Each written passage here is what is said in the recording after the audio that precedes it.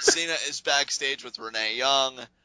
We have WWE app results. They come in 85% say, yes, Cena should wager his title shot. Only 50% 85% of people don't want John Cena to be in the main event. And yet, anybody else, this would be a moment of incredible self-awareness. Dare I say, they would be awash with epiphany. But not John Cena! John Cena says, nope. 85% of these people have faith in me winning these boys' jobs back.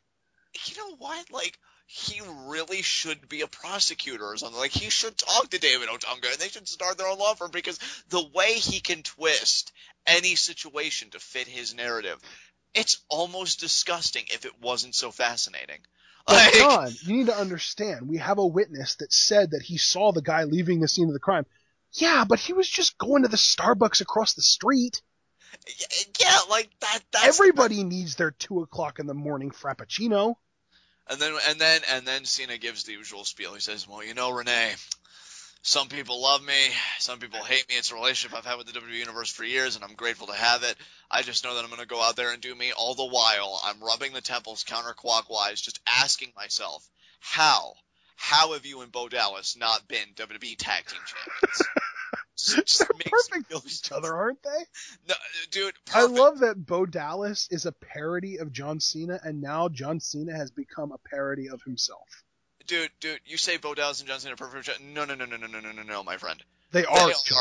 No. They are, in anime terms, OTP, one true pairing. Bo Dallas and John Cena. There's nothing else. I feel like that's not necessarily anime terms as much as it's just shipping terms. Shipping, and it's everywhere. In that sphere, I mean, that's the end-all be-all term for two people that just should be together is OTP, and that's Bo Dallas. Like Korasami. Get with it or get out. We don't give a damn. So, after... What is happening right now?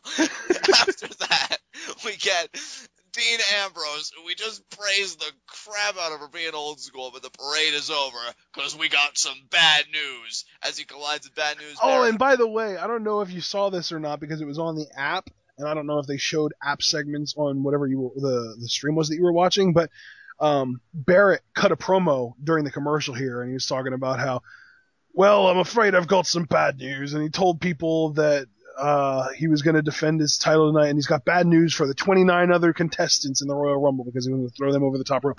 And then he said, but I do have some good news for Dolph Ziggler, Eric Rowan, and Ryback, because far from being unemployed, I wouldn't mind giving you employment, because he's going to let one of them wash his car, one of them shine his Intercontinental title, and whoever's left can scrub his toilets. He is such a charitable man. I know. He's amazing. Yeah, and I gotta say... And apparently philanthropic. Yeah, exactly. I gotta say, all things considered, I enjoyed this match.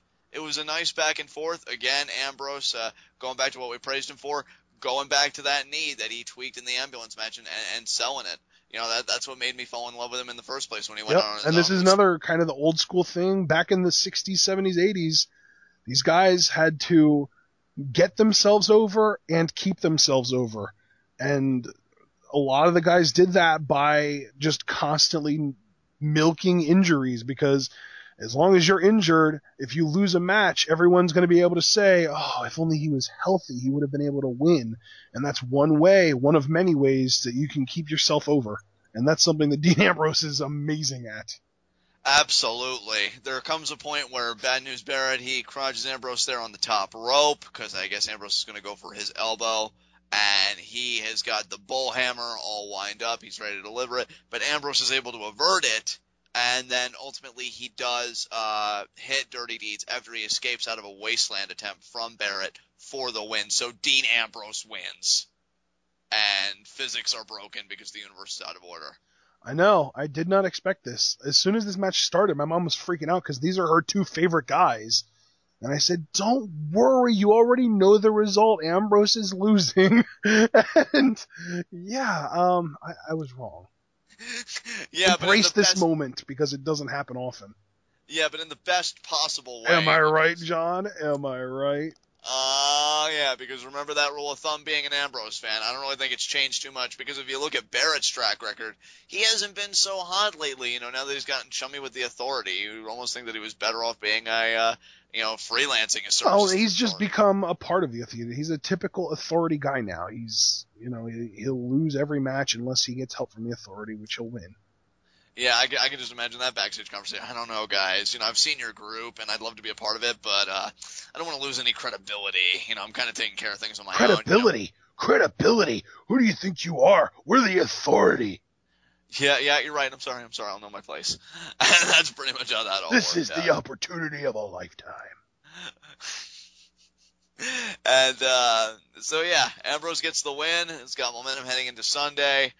And we go from that, and it's Cena versus the 2K15 outline. We're going to find out who his mystery opponent is. We come back and we see Dallas Cowboy players at ringside watching the show because I guess tickets are their consolation prize because they're out of the Super Bowl because they suck. So there you go. They lost to the Packers. Yo, it's crazy. In football right now, we have 3 consecutive weeks of teams getting absolutely heartbroken. Like, the Detroit Lions a few weeks ago lost to the Cowboys in a really controversial referee no call, and then the Cowboys lose to the Packers because of a rule that is most likely going to get amended during the offseason, and then the Packers absolutely collapse in basically the last 3 minutes of their game against Seattle and end up losing in overtime without even getting an opportunity to get the ball in overtime. Just 3 consecutive weeks of devastation in the NFC. I just hope that it doesn't follow up by having the Seahawks experience the same thing.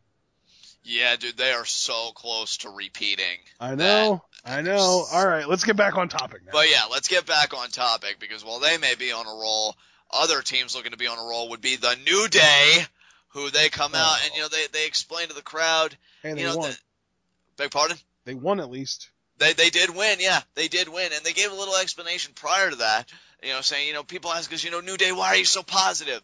And, they said, we got to keep the positivity up because if we don't, the rage is going to come out. And, it's like, come on, New Day. And then they do the whole rallying thing, and Xavier Woods just killed it. You know what, though, dude? That's not the only thing. To me, the really poignant part of this little pre-match sermon / promo that Xavier Woods did, he said something about how we don't want the rage to come out, so we just keep on smiling and being happy. And something about that just comes off to me as bitter. You know what I mean? Like, he doesn't really want to be doing it, but if he stops doing it, he's going to get angry, and he doesn't want to be angry because he wants to enjoy his life. Yeah, absolutely. I think that's a brilliant insight into it. There was something really meta about this promo. And I would love if it would actually, lead to something for these guys. Because I think that's a great observation. I don't want him to turn heel, though. Like, that's my thing. Like, I don't want these guys to turn heel. Because the last thing we need is for a group of black guys to get booed for not wanting to be the generic black guys that just sing and dance all day. Which should get them ridiculously over because they're standing up for themselves. But I don't know. But I mean, you're absolutely right. WWE and casual fans are rednecks, and yeah. So racism's still alive, people. Yeah, that aside, not a bad match. I mean, I'm loving Kid and Cesaro together. We saw one of their new double teams that they were kind of experimenting with at live events, and I only know this because I saw a Vine of them testing it out, an assisted vertical suplex where Cesaro has Kingston up, and then Kid comes off the top rope and kind of takes the bottom half of the weight and crashes it down. I'm telling you, dude, if these guys can really, and I think they already meshed together beautifully for the record, I don't mean it like that, but if these guys can work out a full organic repertoire with each other, which they've already got 3 moves that I know of, if they can add a few more, maybe, I don't know, do something with a tire or whatever, and definitely some music. Do something with a what? Beg pardon? You said do something with a what? Oh, do something with the attire. Do something with the attire, with the maybe. Attire. Yeah. And I'm telling you, dude, and to be fair, I don't even think they even have to do those last 2 with, like, the music and the attire, because already... The New Day already does that, and it's not working. The New Day already does that, and it's not working, but also, I noticed on Plea Talk tonight, because I was very participatory in the Raw thread, a lot of people are coming around to the Master just in the WWE universe saying that they're becoming their new favorite team. In fact, our friend Abel said that Dude, they're the are only you team that he even cares about. surprised? These are two IWC favorites getting into a tag team together. These are two guys that are known for their work rate, that are known for being able to do a bunch of moves, that are known for being great in-ring guys getting together. Of course they're going to be beloved. I mean, I would have been more surprised if people didn't like them. Right. Absolutely. And I'm just so glad, Tyson Kidd especially is in a spot where he can be a part of something like this because his gimmick has just been so good. But despite that being so good, everything else was so not for this team because Cesaro tried to power through at one point, but he ends up using Kingston, I think, as a lawn dart right in Tyson's face. Kingston Yeah, rolls he through, kind of gets the gets roll-up, his hits feet. Cesaro. Yeah, feet right in his face. And New Day does get the win. Kofi Kingston and Big E pick up the W.